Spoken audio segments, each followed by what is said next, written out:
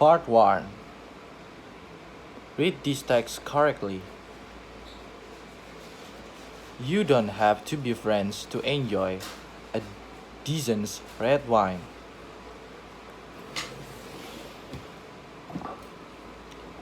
Charles Jocelyn de Grus used to tell his foreign guests whenever he entertained them in Paris. But you don't have to be friends to recognize one. He will add with a laugh. After a lifetime in the French diplomatic corps, the Count de Grus lived with his wife in elegant townhouse on Quai Voltaire. He was a likable man, collective of course, with a well-deserved reputation as a generous host and amusing raconteur. These evening guests were all in European and equally convinced that immigration was the root of Europe's problem. Charles de Grus said nothing. He had always concealed his contempt for such idea, and in any case, he had never much cared for this particular guest. The first of the burdock was being served with the veal, and one of the guests turned the Grus. Come on, Charles is simple arithmetic, nothing to do with the race or color. You must have had backs up experience of this sort of things. What do you say? Part 2. Read this word correctly. A pen, a postcard, a pencil, a passport, a pin, a passenger, a peer, a policeman, Peter, a newspaper, puppy, a paper pot, Paris, a spoon, empty, half full, stop talking, upstairs, played brass, waited, cleaned, loved, painted, snowed, pushed, shouted, closed, washed, wanted, filled, danced, landed, studied, walked, depart. Part 3. Read and compare between two words. Pin, a pin. Pen, pen. Peter, a bear. Cap, cap. Poop, pup. Puppy, Bobby. Tor, door. Tart, dart. Cart, cart. Right, right. Train, drained. Trunk, drunk. Part 4. Read this long text correctly. She was walking lazily, for the fierce April sun was directly overhead. Her umbrella, her umbrella blocked its rays, but nothing blocked the heat. The short overall will hit the cruise you with its energy. A few buffalo were tethered under the coconut, browsing the patch of birches. Occasionally, a car went past, leaving its street in the melting pitch like the wake of sheep at sea. Otherwise, it was quiet and they saw no one. It, in her along with the Sunday dress up, you might have taken Jeannie Narian for the 14 and 15. In fact, she was 12 and happy and complicated with, with nature as open as the red hibiscus the decor her black was Lang's fair, her Lang's hair. Generation earlier, her family had come to Trinidad from India as overseers on the sugar plantations. Her father had had some success through buying and clearing land around Rio Cristalino and planting it with coffee. On the dusty verge 20 yards ahead, the genie car pulled up. She hadn't noticed it cruised by once before. She did not recognize it and could not make out the driver through its dark windows, themselves as black as in a gleaming paintwork. As she walked past it, the driver glass started to open.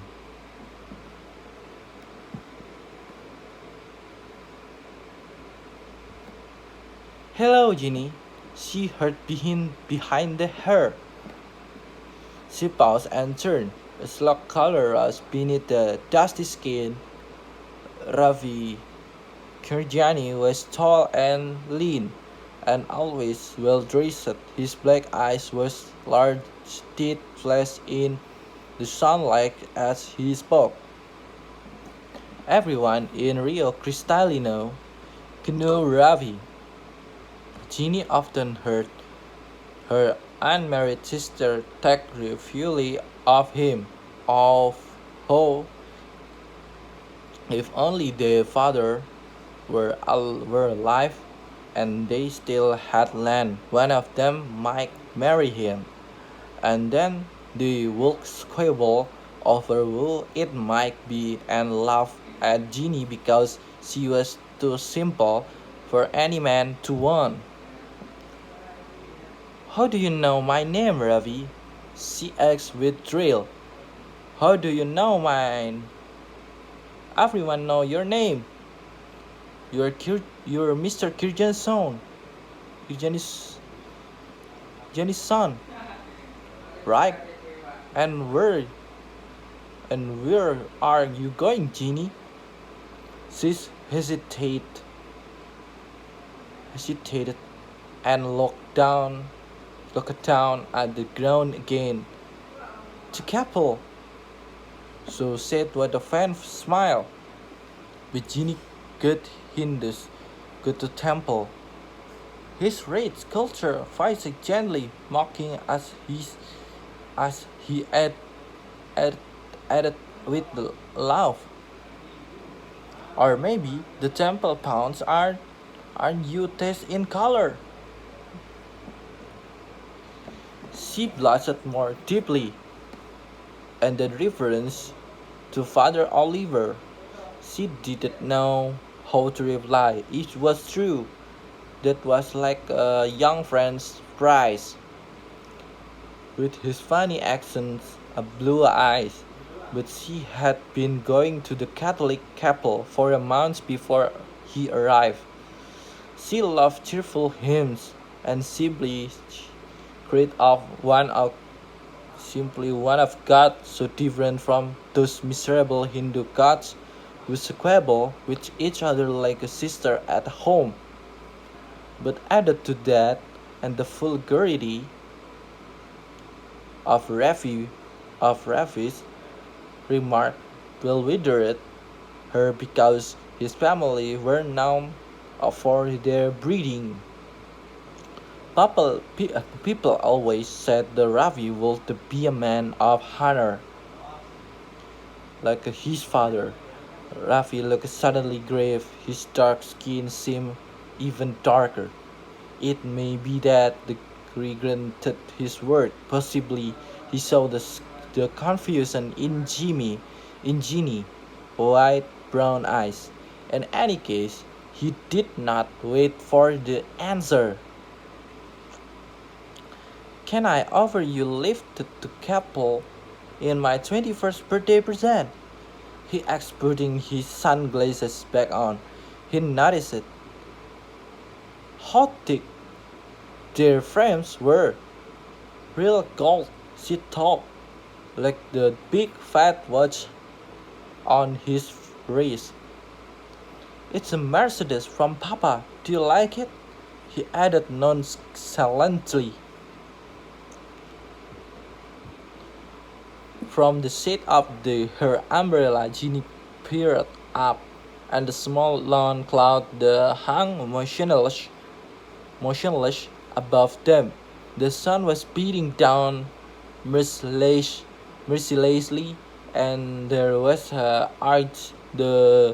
arch in the air, and overpowering sense of growth. With a handkerchief, she wiped she wiped the sweat off her forehead. Rafi gave a talk, and his color is air conditioned. Ginny, and you won't be late for Capel. He continued reading her mind. But Capel must have been the last thing on Ravi. Mean when Eugenie, after a moment hesitations, accepted his offer.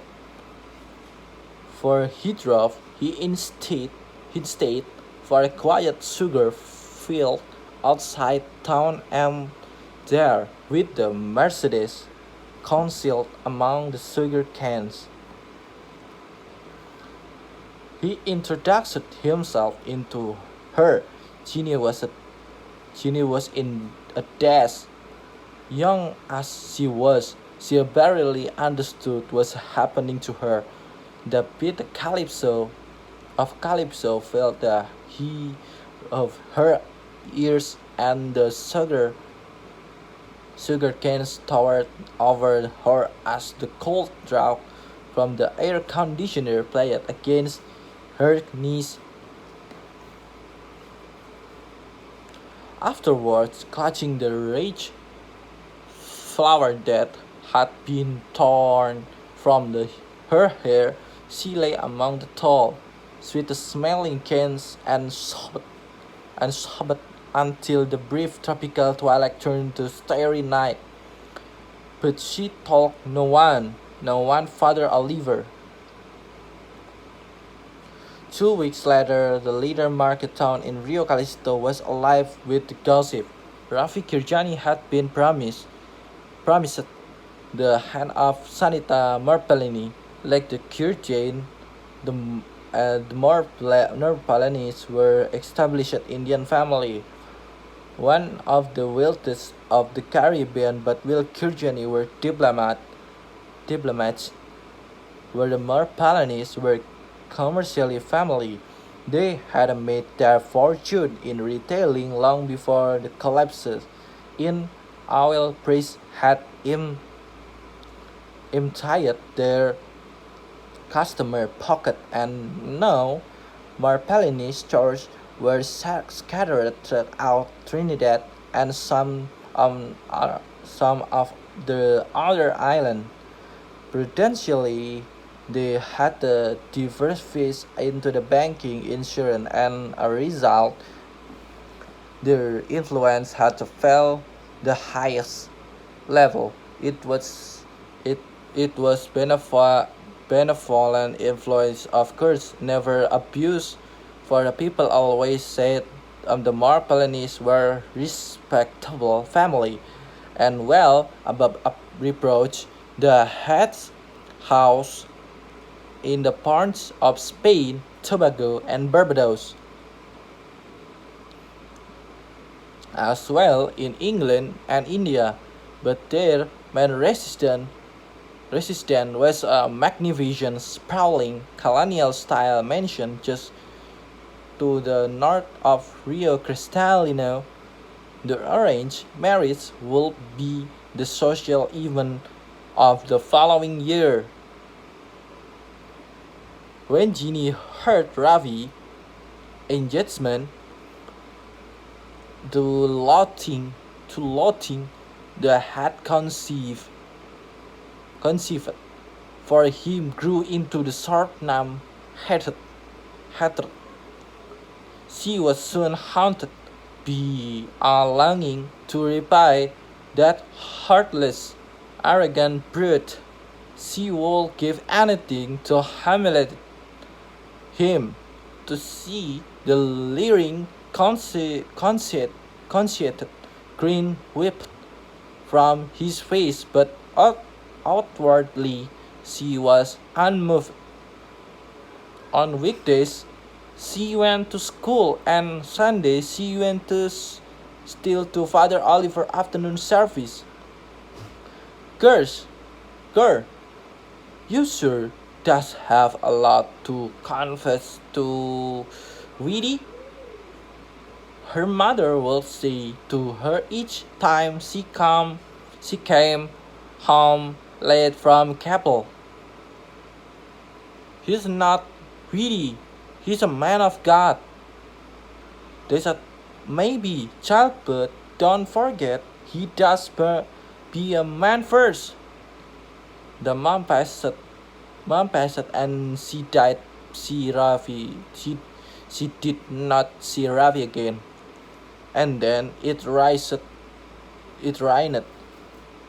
Then it rained, although the August, the rain hardly stopped and rattled persistently on the galvanized roof until you thought you would you, you would go mad with the noise, and if it stopped, their air was sticky and tracial,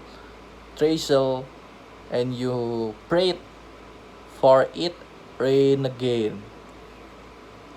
The one day in October towards the end, the wet season, Winnie Jeannie family were celebrating her only brother's 18th birthday.